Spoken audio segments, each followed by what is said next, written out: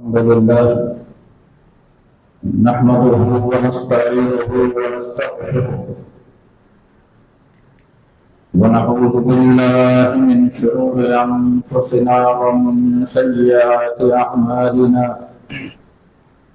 من يهده الله فلا مضل له ومن يضلله فلا هادي له، وأشهد أن لا إله إلا الله وحده لا شريك له، وأشهد أن محمدا عبده ورسوله. يا أيها الذين آمنوا اتقوا الله حق تقاته ولا تموتن إلا وأنتم مسلمون. يا أيها الناس اتقوا ربكم الذي خلقكم من نفس واحدة وخلق منها زوجها وبث منهما رجالا كثيرا ونساء، واتقوا الله الذي تساءلون به والأرحام إن الله كان عليكم رقيبا. يا أيها الذين آمنوا اتقوا الله وقولوا قولا سديدا يصلح لكم أعمالكم ويغفر لكم ذنوبكم، ومن يطع الله ورسوله فقد فاز فوزا عظيما.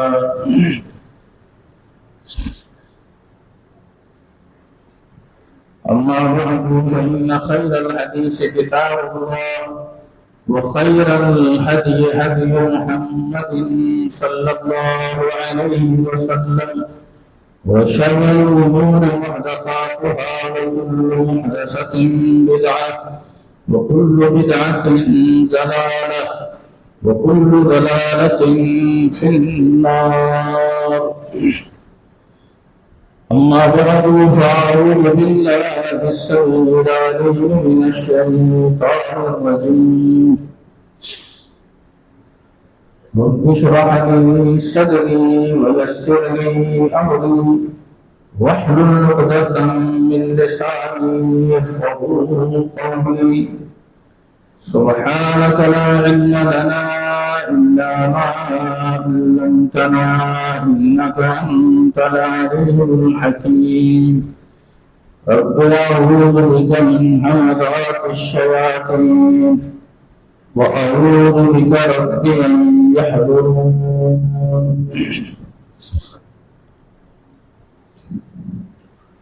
والذين يكنزون الذهب والفضة ولا ينفقونها في سبيل الله فبشرهم بعذاب أليم يوم يحمى عليها في نار جهنم فتقوى بها جباههم وجنوبهم وظهورهم هذا ما كنزتم لأنفسكم فذوقوا ما كنتم تكنزون.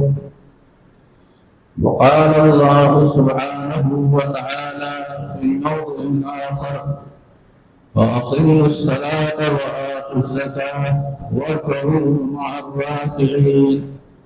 وقال الله سبحانه وتعالى في موضع آخر: وفي أموالهم حق معلوم للسائل والمحروم.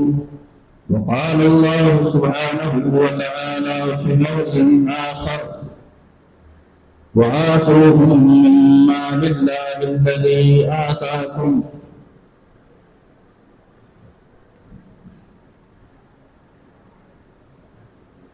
अल्लाह रब्बुल इज्जत का जितना भी शुक्र अदा किया जाए इस बात पर कि उसने इस माह मुबारक की सआदतों से बरकतों से बहरावर होने का मौका अता फरमाया।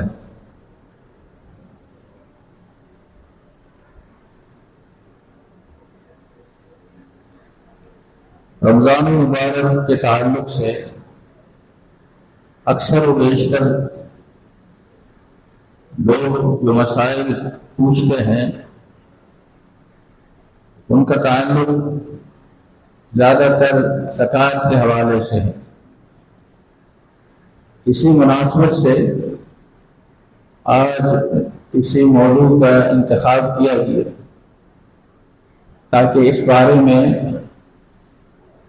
جو چیزیں قابل وضاحت ہیں اس کو بیان کر دیا جائے۔ سب سے پہلے نمبر پر مسئلہ ہے فرضیت زکوٰۃ کا۔ فرضیت زکوٰۃ کا مطلب یہ ہے کہ جس طرح دیگر فرائض وقتاً وفقتاً رفتہ رفتہ اس کی فرضیت نازل ہوتی رہی، ایسے ہی زکوٰۃ کی فرضیت بھی جب اللہ کے رسول صلی اللہ علیہ وسلم ہجرت کر کے مکہ سے مدینہ تشریف لائے تو 4 ہجری کے اندر فرضیت زکوٰۃ ہوئی۔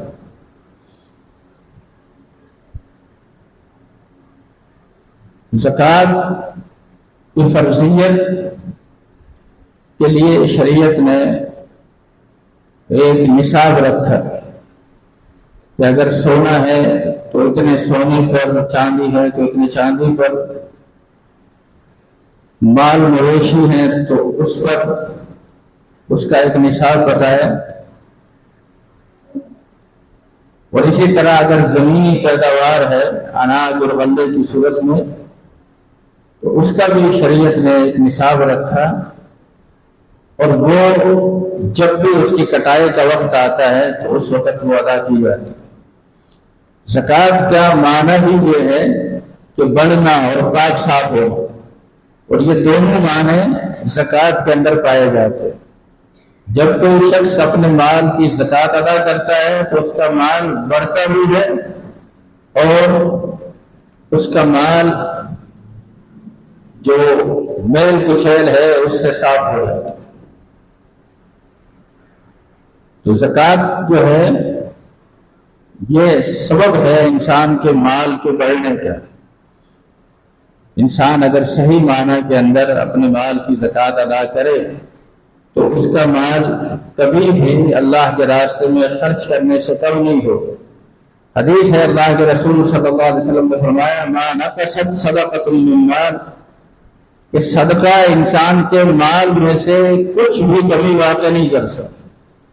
ہم نے ایسا بہت دفعہ سنا، پڑھا، دیکھا کہ کوئی شخص جوئے کے اندر اپنا سب کچھ ہار گیا، کوئی شراب کے نشے کے اندر اس کو لت پڑ گئی اور اپنا سب کچھ تباہ کر دیا، کوئی سود کی لعنت میں گرفتار ہو کر بالکل کنگال ہو گیا۔ لیکن ایک مثال بھی ایسی نہیں دیکھنے میں آئی کہ کوئی شخص اللہ کے راستے میں دے رہا تھا، خرچ کر رہا تھا اور وہ روڈ پر آ گیا، کبھی ایسا نہیں۔ اللہ تعالیٰ ہمیشہ اس کے مال کو بڑھائے گا، بس شرط یہی ہے کہ وہ اپنے مال میں سے زکوٰۃ اس طرح سے ادا کرے جیسے شریعت بتاتی ہے۔ بہت بڑا المیہ یہ ہے مسلمانوں کے ساتھ، اور بہت قابل افسوس بات یہ ہے کہ ہم زکوٰۃ کے مسائل کے اعتبار سے بہت زیادہ جو کنفیوژن کا شکار ہو گئے ہیں، پریشانی کا شکار ہو گئے ہیں۔ اس کی ایک بہت بڑی وجہ یہ ہے کہ زکوٰۃ کا جو ایک صحیح اسلامک سسٹم ہے، نظام ہے، وہ جو ہے آج دنیا کے اندر موجود نہیں ہے۔ اگر دنیا کے اندر صحیح معنی کے اندر اسلامی نظام زکوٰۃ کو نافذ کیا جائے، صحیح معنی کے اندر، اور ظاہر ہے یہ کام جو ہے ایک صحیح حکومت جو دینی اعتبار سے دینی خطوط پر قائم ہو وہ یہ کام کر سکتے، تو پھر بہت سے مسائل لوگوں کے حل ہو سکتے، حتیٰ کہ یہ جو ہم کئی دفعہ سنتے ہیں کہ ملک اتنے قرضوں میں گرفتار ہے اور اتنے قرضے پہ قرضے چل رہے ہیں، اگر صحیح معنی کے اندر یہ نظام زکوٰۃ قائم کر دیا جائے تو ملک کا قرض بھی دور ہو سکتا۔ پھر اس کے لیے بہت سے راہیں ہموار ہو جاتی ہیں کہ وہ پھر کہاں کہاں خرچ کیا جائے، کیسے کیسے خرچ کیا جائے۔ یہ ایک بہت بڑا مسلمانوں کے ساتھ المیہ رہا۔ جب خلافت کا بالکل خاتمہ کر دیا گیا، اس کے بعد پھر ہر شخص نے اپنے طور پر زکوٰۃ کے مال کو جیسے چاہا لوگوں نے وصول کرنا شروع کیا اور جیسے چاہا لوگوں نے اس کو دینا شروع کیا۔ حالانکہ اگر اسلامی نظام زکوٰۃ یعنی اسلامی طرز پر قائم ہوتا تو اس میں یہ بات ہی نہ آتی کہ 20 لوگ جو ہے لائن میں کھڑے ہوں، بلکہ اس نے بیت المال میں جا کر زکوٰۃ جمع کرا دو۔ پھر اس کے بعد بیت المال کا یہ فرض ہے کہ وہ جتنے لوگ اس تعلق سے مستحق ہیں ان کا معاملہ کرے، ان کے معاملے کو دیکھے۔ اسلامی نظام زکوٰۃ یہ بالکل نہیں چاہتا کہ معاشرے کے اندر اگر ایک آدمی آج مانگ رہا ہے تو وہ آئندہ سال بھی مانگ رہا ہے، اس کی یعنی پوری نسلیں گزر جاتی ہیں مانگ کے۔ اسلام اس کو نہیں پسند کرتا۔ اسلام تو یہ چاہتا ہے کہ ایک انسان کو معاشرے میں ایسا کر دیا جائے تاکہ وہ آئندہ سال زکوٰۃ دینے کے قابل ہو جائے۔ یہ بہت المیہ ہیں سب اس بات کے کہ اس چیز کو اس طرح سے نافذ نہیں کیا گیا۔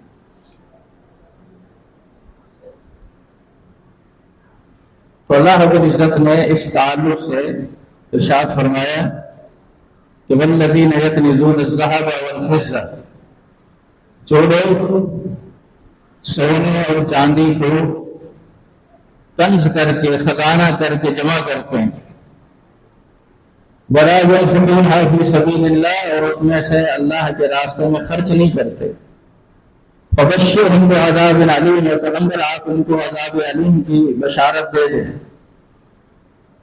یوم یحمى علیہا فی نار جہنم، جس دن کے ان سونے اور چاندی کو جہنم کی آگ میں پگلایا جائے گا، فَتُقْوَى بِهَا جُبَاهُهُمْ وَجُنُوبُهُمْ وَظُهُورُهُمْ، اور پھر ان کی پیشانیوں کو، ان کے پہلو کو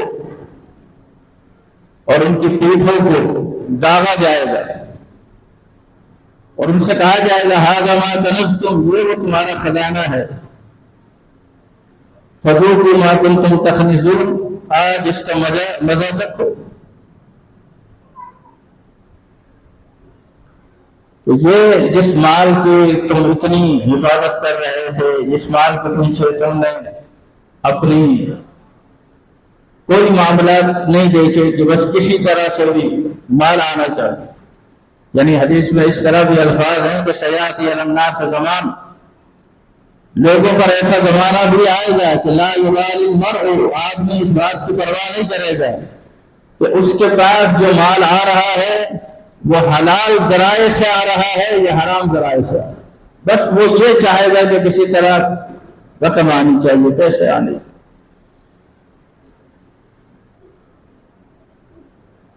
زکوٰۃ مال کا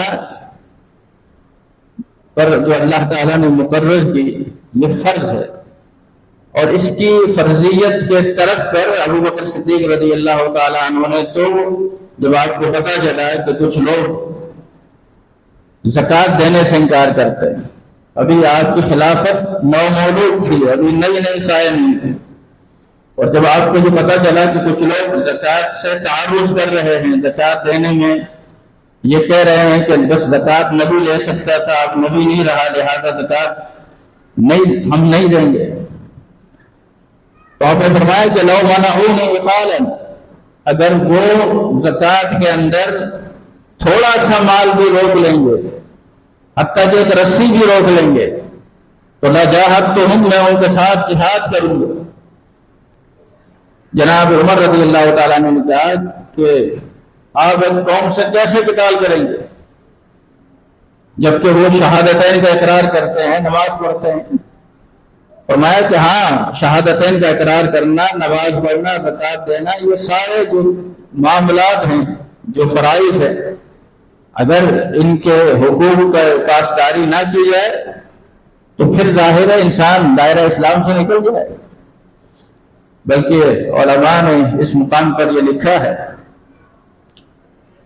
کہ اس تعلق سے جو مانعین زکوٰۃ تھے، جو زکوٰۃ ادا نہیں کرنا چاہ رہے تھے، ان کا مقصد زکوٰۃ نہ دینا نہیں تھا، یعنی آپ سمجھے کہ وہ زکوٰۃ نہیں دے رہا ہے، بلکہ ان کا اصل جو حملہ تھا وہ اس بات پر تھا کہ اسلام کا جو ایک پورا منظم سسٹم ہے، نظام ہے، اس کو ایک ہی چیز تہس نہس کر سکتی ہے، تباہ کر سکتی ہے، اور وہ ہے یہ زکوٰۃ کا معاملہ۔ جب روک دیا جائے گا تو پھر سارے مسائل پیدا ہوں گے، ہر ایک کی طرف سے مسائل آئیں گے، پھر حکومت جو ہے وہ قائم نہیں رہ سکے گی۔ تو خلافت کو ختم کرنا تھا، اس کے ختم کے لیے انہوں نے یہ کوشش کی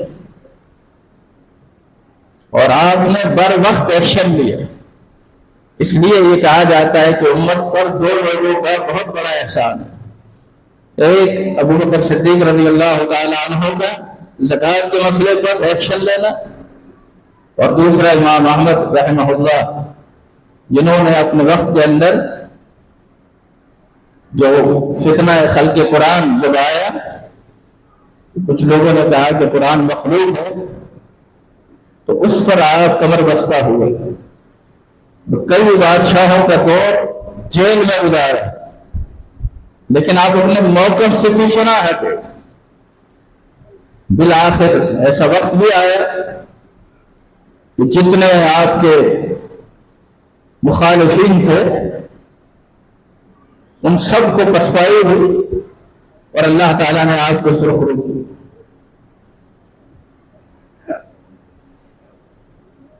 زکوٰۃ کے تعلق سے ایک شرعی جو نصاب ہے کہ جب کسی کے پاس 7.5 تولے سونا ہو، یہ سونا چاہے زیور کی صورت میں ہو، چاہے سونے کے جو ڈلی ہوتی ہے اس صورت میں ہو، یعنی قابل استعمال زیور ہے یا قابل استعمال زیور نہ ہو، ہر صورت میں جب یہ 7.5 تولے ہو جائے۔ حدیث کے اندر 20 دینار کا ذکر ہے، دینار سونے کا ہوتا ہے، تو جس کے پاس اتنی یعنی 20 دینار ہیں اور 20 دینار کا جب وزن کیا گیا تو وہ ہمارے آج کے جو تول کا ایک ذریعہ ہے اس اعتبار سے وہ 7.5 تولے بنتا ہے، اور اگر آپ اس کو گرام میں کنورٹ کریں گے تو گرام کے اعتبار سے وہ تقریباً 85-86 گرام بنے گا۔ اگر کسی کے پاس اتنا خالص سونا ہو، یہ بات یاد رکھیے، خالص سونے کا مطلب یہ ہے کہ جو عام طور پر زیور ہوتا ہے تو وہ زیور بھی 21 کیرٹ ہوتا ہے جو بازار میں ملتا ہے، وہ پورا پیور سونا نہیں ہے۔ یعنی حدیث کے اندر جو الفاظ ہیں کہ 20 دینارن، کہ وہ جو 20 دینار ہیں وہ پیور خالص، جس کو ہم 24 کیرٹ کہتے ہیں، وہ سونا ہو، چاہے وہ زیور کی صورت میں ہو چاہے ڈلی کی صورت میں ہو، تو اس پر زکوٰۃ فرض ہوگی۔ اگر کسی کے پاس 5 تولے سونا ہے، 6 تولے ہے، 4 تولے ہے، 2 تولے ہیں، ان پر فرض نہیں ہے، اگر وہ ویسے ہی نفلی طور پر ادا کرتے ہیں تو ایک الگ بات ہے۔ اسی طرح اگر کسی کے پاس 200 درہم چاندی ہے، 200 درہم کو جب ہم نے کنورٹ کیا اپنے پیمائش کے ناپ تول کے نظام میں، تو وہ تقریباً 52.5 تولے چاندی بنتی۔ 52 توڑے چاندی کی مالیت آج کے اعتبار سے تقریباً 1,80,000 روپے ہے۔ اگر کسی کے پاس اتنی رقم موجود ہے اور اس پر سال گزر گیا تو اس پر زکوٰۃ واجب ہوگی۔ وہ زکوٰۃ ادا کرنی ہے 2.5% کے اعتبار سے، یعنی 1 لاکھ پر آپ نے 2,500 روپے ادا کرنے۔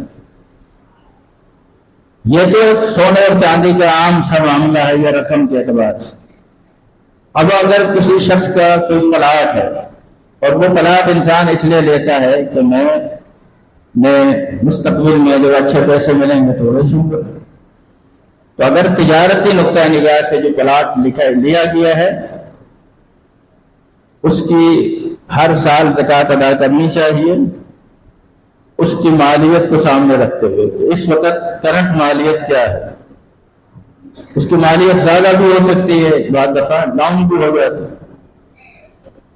ایسے ہی اگر کسی کے پاس کوئی فلیٹ ہے جو اس نے بیچنے کے نظریے سے لیا ہوا ہے، تو جب وہ فلیٹ اس کی ملکیت میں آ جاتا ہے، ملکیت میں آنے کے بعد پھر اسے چاہیے کہ وہ اس کی زکوٰۃ ادا کرے۔ ایسے ہی دکانوں سے، مکانوں سے، گوداموں سے کرایہ آتا ہے۔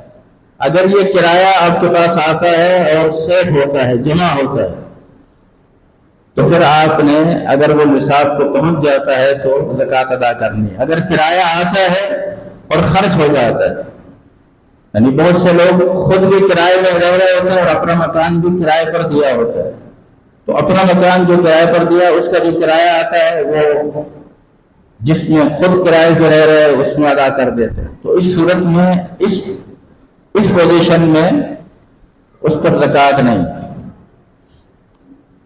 زکوٰۃ جو مال انسان نے تجارت کے نقطہ نگاہ سے رکھا ہوا ہو اس میں اس کو ادا کرنا چاہیے، چاہے وہ تھوڑی یعنی مقدار میں ہو رقم۔ مثلاً ایک شخص گاڑی کا کاروبار کرتا ہے اور گاڑی چاہے 5 لاکھ کی ہو چاہے 10 لاکھ کی ہو، اگر وہ اس کا کاروبار کرتا ہے تو اس پر زکوٰۃ ہے۔ ایک شخص نے اپنے ذاتی استعمال کے اندر ایک گاڑی رکھی ہوئی ہو اور وہ گاڑی چاہے کروڑ روپے کی بھی ہو، اس پر زکوٰۃ نہیں۔ ایسے ہی ذاتی استعمال کا اس کا گھر ہے، اس پر زکوٰۃ نہیں۔ ذاتی استعمال کی اس کی دکان ہے، اس پر زکوٰۃ نہیں۔ ذاتی استعمال کا اس کا اپنا کارخانہ ہے جس میں وہ چیزیں بناتا ہے، تو اس کارخانے پر اور اس کارخانے کی جو مشینری ہے اس پر زکوٰۃ نہیں۔ ہاں زکوٰۃ اس نے دینی ہے جو اس سے مال جو پروڈکٹ تیار ہوتی ہے اس پر اسے زکوٰۃ دینی پڑی۔ تو بعض لوگ اس میں یا ایسی مسئلے کی سمجھ نہ ہونے کی بنیاد پر وہ کہتے ہیں میں اپنے گھر کی بھی زکوٰۃ نکالتا ہوں، اپنے گاڑی کی بھی نکالتا ہوں، تو آپ ایک نفلی صدقہ نکال رہے ہیں، اس کی ضرورت نہیں۔ ضرورت اس صورت میں ہے کہ جب آپ پر ایک چیز فرض ہوتی ہے اور پھر آپ وہ چیز نکالیں، پھر نکالنا بھی پوری چاہیے۔ ایسا نہیں کہ کوئی شخص یہ سمجھے کہ میں نے تقریباً ادا کر دی، پورا اس کو چاہیے کہ اپنے حساب و کتاب میں معاملات کو لائے۔ اس کے مستحقین کون ہیں؟ قرآن مجید کے اندر سورہ توبہ کے اندر آیت نمبر 60 میں بڑی وضاحت کے ساتھ اس بات کو ذکر کیا گیا۔ فرمایا کہ انما الصدقات للفقراء والمساکین والعاملین علیہا، یہ جو مال زکوٰۃ ہے، صدقات ہے، یہ فقراء کے لیے، ضرورت مندوں کے لیے۔ سب سے زیادہ زکوٰۃ کے مال کا مستحق فقراء ہے، اور فقراء وہ ہوتے ہیں کہ جن کے پاس ایک دن کی یا اگلے دن کی بھی گزر بسر کا معاملہ نہ ہو۔ جو جتنا زیادہ مستحق تھا نا، قرآن نے اس کو سب سے پہلے ذکر کیا، انما الصدقات للفقراء، فقراء کے لیے ہے، والمساکین، اور مساکین کے لیے۔ مساکین کون ہے؟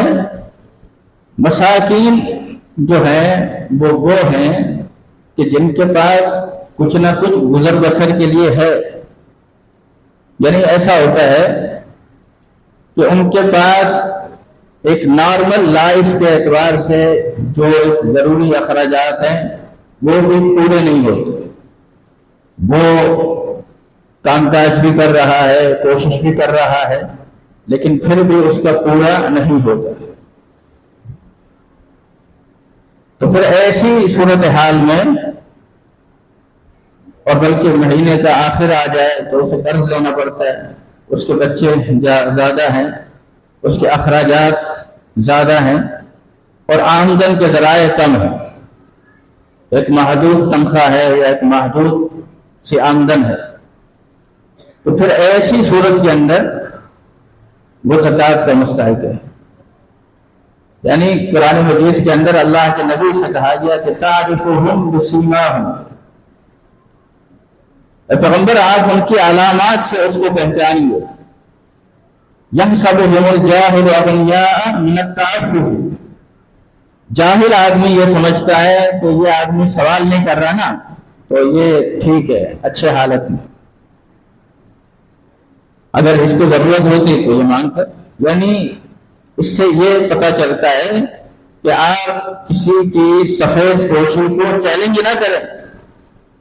اگر آپ سمجھتے ہیں نا کہ واقعتاً آپ نے معلومات کر لی کہ اس کے اولاد زیادہ ہیں، اس کی تنخواہ محدود ہے اور اس کی گزر بسر میں تنگی ہے، لیکن وہ لوگوں سے مانگ نہیں رہا. تعرفہم بسیماہم، پیغمبر آپ اپنی ان کی علامات سے ان کو پہچانیے. لا یسألون الناس الحافا، وہ لوگوں سے چمٹ کر ہر ایک کے پیچھے پڑ جانا، یہ عادت اس میں نہیں ہے، وہ ایسا نہیں کرتا. تو اس طرح کا ماحول زکوٰۃ دینے والے کو بھی نہیں بنانا چاہیے. اسے بھی چاہیے کہ وہ دیکھے کہ وہ کس پوزیشن میں ہے اور پھر اس کی مدد کرے. ایسے شخص کو یہ بتانا ضروری نہیں کہ وہ یہ زکوٰۃ کے پیسے. لا یسألون الناس الحافا، وہ لوگوں سے چمٹ کر سوال نہیں کرتا. اسی طرح زکوٰۃ لینے والے کو بھی چاہیے کہ اگر وہ مستحق نہیں ہے تو پھر زکوٰۃ نہ لے. بہت بڑے قاضی ہیں سعید بن مسیب رحمۃ اللہ علیہ، انہوں نے کہا ایک مرتبہ اپنے شاگردوں کو کہ یہ جو زکوٰۃ ہے نا یہ اوصاف الناس ہے. اوصاف الناس کا مطلب یہ کہ لوگوں کا میل کچھ ہے، مال کا میل کچھ ہے. پھر اپنے شاگرد سے کہا حل تعرف اوصاف الناس، اوصاف الناس تمہیں پتہ ہے مال کی میل کچھ ہے کیا ہوتی ہے؟ اوصاف سمجھتے ہو؟ اوصاف وسق کی جمع ہے، وسق سمجھتے ہو؟ اس نے کہا کہ نہیں، بس مانا تو میل ہے. انہوں نے کہا کہ اگر ایک شخص پانی لے اور اس پانی سے طہارت حاصل کرے، جو یعنی انسان کا جو حصہ سطر پوشی میں کہلاتا ہے، اگر اس جگہ وہ پانی کو ڈالے اور پھر وہ پانی دوبارہ پیالے میں گر کر آ جائے اور پھر کسی کو کہا جائے کہ یہ پی لو تو وہ پیے گا؟ کہنے لگا کہ نہیں کراہت ہوگی. تو کہنے لگا اگر مستحق نہ ہو پھر اس کو لینا بھی نہیں چاہیے. یعنی اس مال سے اگر آپ مستحق نہیں ہیں تو پھر بچیں. بعض روایت میں آتا ہے کہ جو شخص وسعت کے باوجود اس کی استطاعت تھی اور پھر بھی وہ زکوٰۃ کے مال کو لیتا رہا تو فرمایا کہ قیامت کے دن اس طرح آئے گا کہ اس کے پورے جسم میں کہیں گوشت نہیں ہوگا، بالکل ہڈی کا ڈھانچہ ہوگا. یہ کسی کے لیے اس طرح حلال نہیں ہے. انما الصدقات للفقراء والمساکین والعاملین علیہا، زکوٰۃ وصول کرنے والے. اللہ کے نبی صلی اللہ علیہ وسلم کے دور میں آپ کچھ لوگوں کو بھیجتے کہ جاؤ زکوٰۃ کا مال وصول کر کے لاؤ. تو میں نے کہا نا کہ اسلام کا بڑا بھرپور نظام زکوٰۃ تھا کہ اللہ کے رسول کی طرف سے جاتے تھے زکوٰۃ وصول کرنے والے اور پھر مختلف قوم میں علاقے میں جاتے، اطلاع مل جاتی، پھر لوگ آتے اور مال زکوٰۃ جمع کرا. یہ سسٹم تھا، یہ طریقہ کار تھا.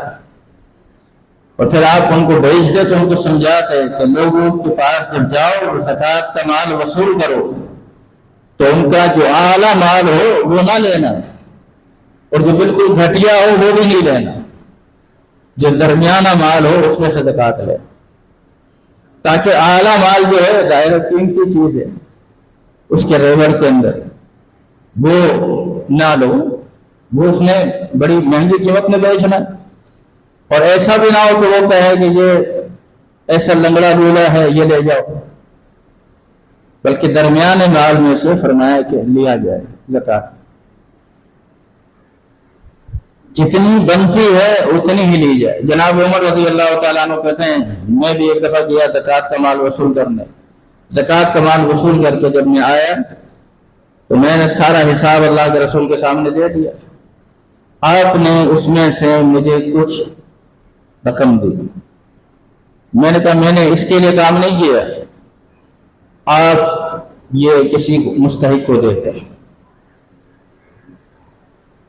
جناب عمر رضی اللہ تعالیٰ عنہ نے یہ بات اس وقت بتائی جب انہوں نے اپنے دور خلافت میں کسی کو جب وہ زکوٰۃ کا مال وصول کر کے آیا تو اسے کچھ رقم دی، تو اس نے بھی یہی کہا. جناب عمر نے کہا میں نے بھی ایسا ہی کیا تھا اللہ کے رسول صلی اللہ علیہ وسلم کے سامنے.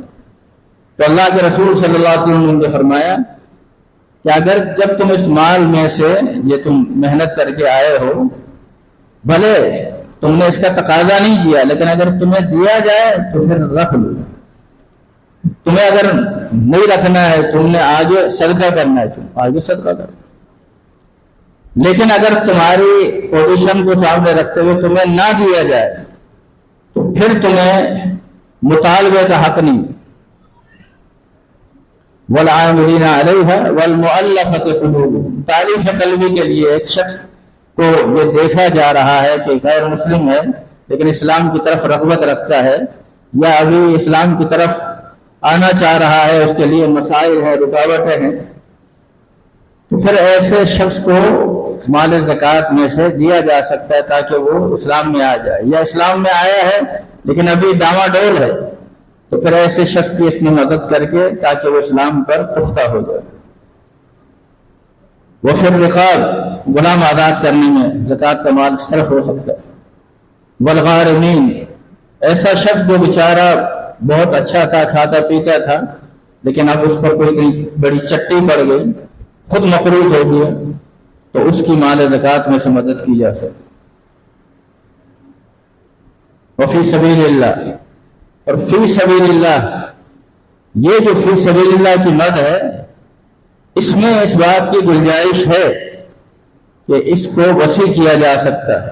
اب چونکہ یہ بڑا ایک علمی مسئلہ ہے اور اس میں بہت سی ایسی باتیں ہیں جو میں نے آیت پڑھی ہے. اس میں اہل علم کا امام مالک رحمۃ اللہ علیہ کا، امام شافعی رحمۃ اللہ علیہ کے کچھ اس میں موقفات ہیں، لیکن ظاہر ہے کہ اب یہ کچھ علمی باتیں بھی ہیں اور کچھ ایسی بھی ہیں کہ وقت ہی نہیں ہے کہ اس کو تفصیل سے بیان کیا جائے.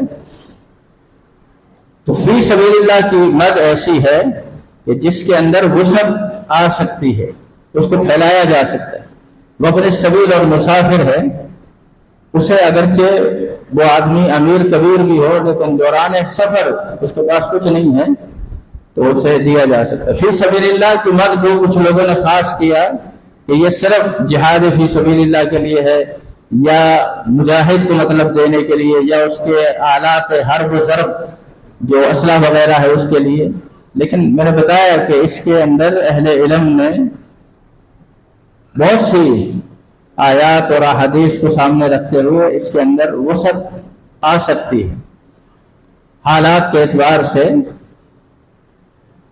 اور یہ بات بھی ذہن میں رکھنی چاہیے کہ ہم جو مال زکوٰۃ ادا کرتے ہیں سال گزرنے پر، تو یہ تو آپ کو ادا کرنا ہی ہے اور یہ آپ کسی پر احسان نہیں کر رہے. قرآن نے کہا وَآتُوهُم مِّن مَّالِ اللَّهِ الَّذِي آتَاكُمْ، اس مال میں سے اللہ کے راستے میں خرچ کرو جو اللہ نے تمہیں دیا ہے، اس میں تمہارا کوئی کمال نہیں. تم یہ سمجھو کہ تم نے بڑی محنت کی ہے، اس خوش فہمی میں نہ رہو۔ تم سے زیادہ محنت کرنے والے لوگ دنیا میں کوئی قابل ذکر کام نہیں کر سکتے۔ یعنی ایک شخص برس برس سے کسی کے پاس ملازم ہوتا ہے اور وہ کچھ نہیں بن سکتا، وہ بیچارہ ملازم ہی رہتا ہے۔ لیکن اگر اللہ نے تمہیں یہ مال عطا کر دیا ہے تو اللہ کے راستے میں دیکھتے ہوئے یہ سوچ کر دو کہ یہ اللہ کا ہی دیا ہوا ہے، اس میں تمہاری کوئی لیاقت نہیں ہے، تمہارا کوئی کمال نہیں ہے، تو تم نے کوئی بہت بڑا ایسا عمل کیا ہے جس کے نتیجے کے اندر تم اس کے حقدار بن گئے۔ اللہ چاہے تو یہ سارے کا سارا مال لے کیا سکتا ہے، بلکہ اس مال سمیت تمہیں زمین کے اندر غرق کر دے۔ قارون کا واقعہ قرآن مجید کے اندر سورہ قصص کے اندر موجود ہے۔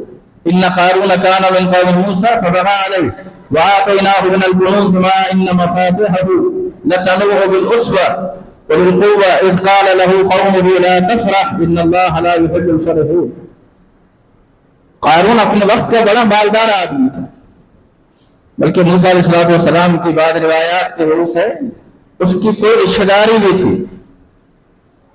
موسیٰ علیہ السلام نے اس کو کہا کہ اللہ نے تجھے اتنا مال دیا ہے، اس میں سے اللہ کے راستے میں خرچ کرو۔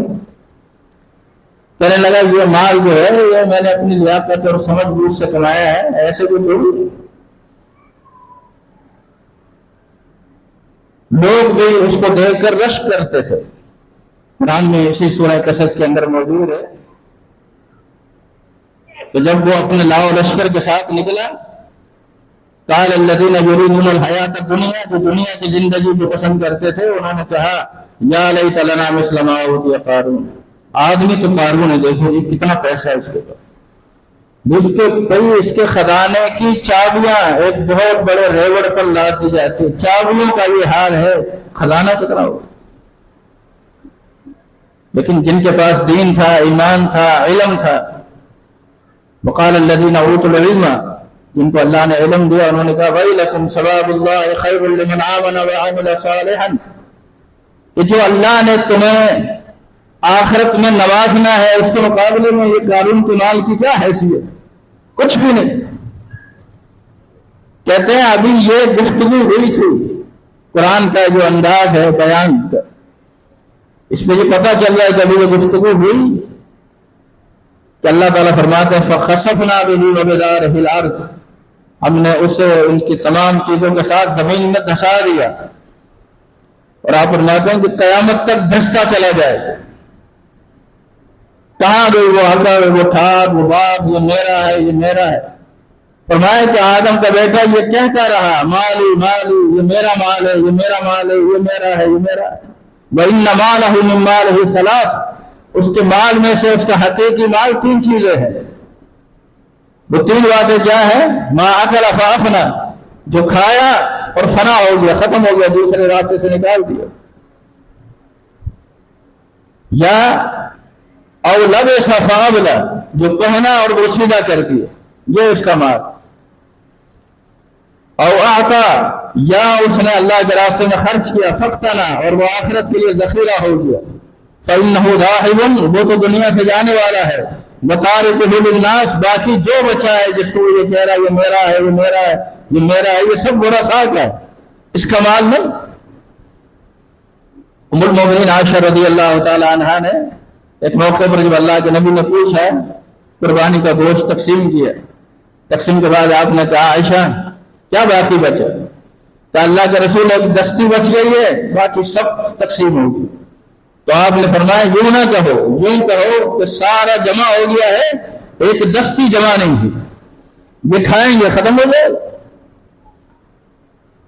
تو اس مال کے تعلق سے انسان کو اس کی محبت ہے، گن گن کے رکھتا ہے، اس کو جمع کرتا ہے، لیکن یہ گمان نہ کرے یحسب ان مالہ اخلدا، کہ یہ مال ہمیشہ میرے پاس رہے گا، جس خوشی میں نہ رہے۔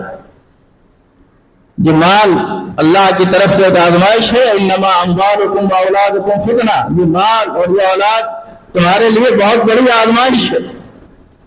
اس آزمائش کے اندر وہ شخص پورا ابھرے گا جو اس مال کا حق ادا کرے۔ اس کو ہر موقع پر اللہ کے راستے میں خرچ کرے، صحیح جگہ پر خرچ کرے، مستحقین پر خرچ کرے۔ کئی لوگ اپنے نوکروں کو، ملازموں کو، وہ غریب ہوتے ہیں بیچارے، ان کو زکوٰۃ دے دیتے ہیں، لیکن زکوٰۃ دیتے وقت نظریہ کیا ہے؟ نظریہ یہ ہے یار یہ بڑا محنتی ہے، بڑا اچھا کام کرتا ہے۔ اور کئی دفعہ میں نے جب اس کا ٹائم ختم بھی ہو گیا نا ڈیوٹی کا، اس کے باوجود میں نے اس کو روک لیا تھا، وہ رک جاتا، تو ہمارے کام بھی تو آتا ہے نا، ہم اس وجہ سے زکوٰۃ دے رہے ہیں۔ ذرا سوچئے، وہ مستحق ہے، اس کو مستحق ہونے کی بنیاد پر زکوٰۃ دیجیے، اس نیت اور اس لالچ سے زکوٰۃ نہ دے کہ ہمارا کام کرتا رہتا ہے۔ آپ اپنی اس نیکی کو کیوں ایسا ذریعہ بناتے ہیں، یا اپنی کوئی نیکی کو اس طرح کی ریاکاری کا اور شہرت کا ذریعہ نہ بتائیں۔ اللہ کے رسول نے تو اس آدمی کے بارے میں یہاں تک فرمایا جس نے اپنے صدقے میں اخفا کیا اور ایسے چھپا کر دیا، حتی لا تعلم، یہاں تک کہ نہیں پتا چلا اس کے الٹے ہاتھ کو، شمالہ ما تنفق یمینہ، کہ اس کے دائیں سیدھے ہاتھ نے کیا خرچ کیا۔ فرمایا کہ یہ بندہ اللہ کو اتنا پسند آیا کہ اللہ تعالیٰ نے کل قیامت کے دن اس کو عرش کے سائے میں بٹھا دیا۔ تو ان معاملات کو پہچانیے، اور زکوٰۃ کے مسائل کے اعتبار سے تو باتیں بہت سی تھیں، لیکن قلت وقت کی وجہ سے وہ باتیں نہیں ہو سکیں۔ انشاءاللہ پھر اس کو ذکر کریں گے۔ اللہ رب العزت جو کچھ آپ اللہ کے راستے میں اس طرح سے خرچ کرتے ہیں، اللہ اسے قبول فرمائے۔ اور ایک بات اور کہ آپ اس بات پر انحصار نہ کریں کہ جو بھی کوئی آپ سے تقاضا مستحق کرتا ہے آپ اس کی زکوٰۃ سے ہی مدد کریں۔ میرے پاس ایک دفعہ پرانی بات ہے، ایک صاحب آئے، کہنے لگے، میں نے ان کو بتایا کہ فلاں جگہ ضرورت، کہتا ہے زکوٰۃ کا مال چل جائے گا، یعنی وہ یہ چاہتا ہے کہ ہر ایک کو بس زکوٰۃ میں سے نمٹائے، حالانکہ اللہ نے اس کو مزید حیثیت والا کیا تھا۔ تو آپ یہ بات بھی سوچا کریں کہ بعض دفعہ جب کسی مستحق کو آپ دیتے ہیں یا کسی سفید پوش کو دیتے ہیں تو ضروری نہیں کہ اس کو زکوٰۃ میں سے دیں۔ ہمارے یہاں اتنا یعنی لمحہ فکری اور قابل افسوس بات ہے کہ لوگ مسجدوں کے معاملات میں بھی یہ راہ تلاش کرتے ہیں کہ مسجد میں زکوٰۃ دے دی جائے، مدرسے میں زکوٰۃ دی جا سکتی ہے، لیکن کوشش یہ بھی کریں کہ ایک چیز جائز ہے، افضل نہیں ہے۔ میں نے ابھی پچھلے دنوں ہمارے کچھ شاگرد تھے، میں نے ان سے پوچھا تم کہاں ہو؟ اس میں فلاں جگہ ایک ادارہ ہے مسجد کے اندر، وہاں۔ تو اس نے کہا کہ ہم وہاں 100 کے قریب بچے ہیں، ہم ان سے فیس وصول کرتے۔ کتنی فیس ہے؟ کہا 3000 روپے۔ میں نے کہا آپ 3000 روپے قرآن پڑھانے کے لے رہے ہو، آپ تو بہت زیادہ لے رہے ہو۔ اس نے کہا سامنے ہمارے ایک انسٹیٹیوٹ ہے، وہاں حفظ کراتے ہیں، وہ 5000 روپے لیتے، اس سے آگے ہے وہ 15000 روپے لیتے، تو 10000 روپے لیتے۔ تو صحیح ہے، اگر آپ اپنے بچوں کی اسکول کی تعلیم پر اتنا خرچ کرتے ہیں، آپ کا بچہ اگر یہاں پڑھ رہا ہے تو آپ اس کے اوپر مہینے میں 100-200 روپے دیتے ہوئے بھی آپ سوچتے ہیں پیسے لے رہے ہیں۔ اللہ کے بندو، اگر ہم لوگ اس مسئلے کے اندر اس جگہ پر بھی اتنے بخیلی کا مظاہرہ کریں، اتنے کنجوس بن جائیں، تو پھر تو افسوس ہے کہ ایک مسلمان جو ہے وہ اپنے ہر معاملات کے اندر یہی سوچتا ہے کہ بس کسی طرح زکوٰۃ سے دے کر، زکوٰۃ کے علاوہ نفلی صدقات بھی بڑے اجر اور ثواب کا باعث ہے، اس پر غور کرنا چاہیے۔ اللہ تعالیٰ عمل کی توفیق عطا فرمائے۔ اقول قولی ھذا واستغفر اللہ۔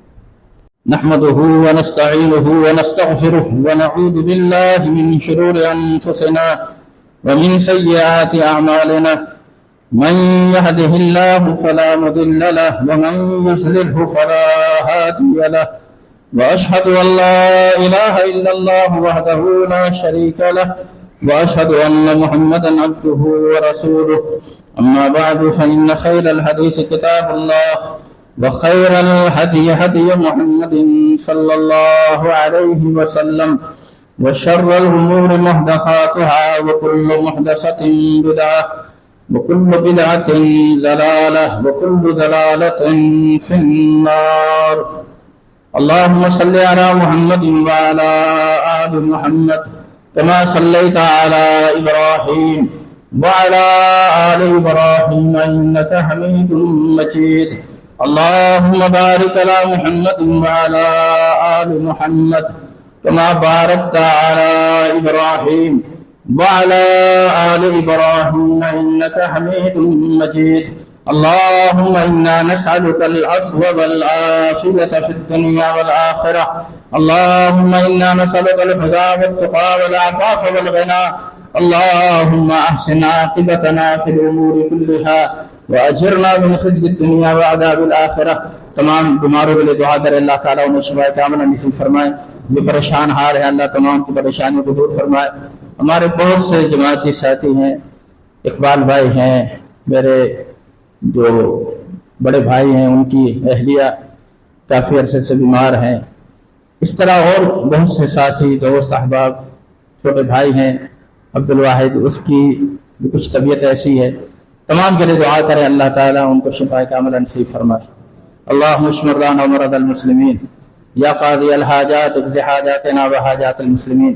جو لوگ قرض کے بوجھ تلے دبے ہوئے ہیں، اس نامساعد حالات کے اندر بڑے پریشان ہیں، اللہ سے دعا کریں کہ اللہ تعالیٰ ان کے بھی مسائل کو حل فرما دے، اللہ تعالیٰ ان کے لیے آسانیاں پیدا فرما دے. جو لوگ ایمان کی حالت میں اس دنیا سے جا چکے اللہ تمام کی مغفرت فرمائے. ربنا اغفر لنا ولإخواننا الذين سبقونا بالإيمان ولا تجعل في قلوبنا غلا للذين آمنوا ربنا إنك رؤوف رحيم. سبحان ربك رب العزة عما يصفون وسلام على المرسلين والحمد لله رب العالمين.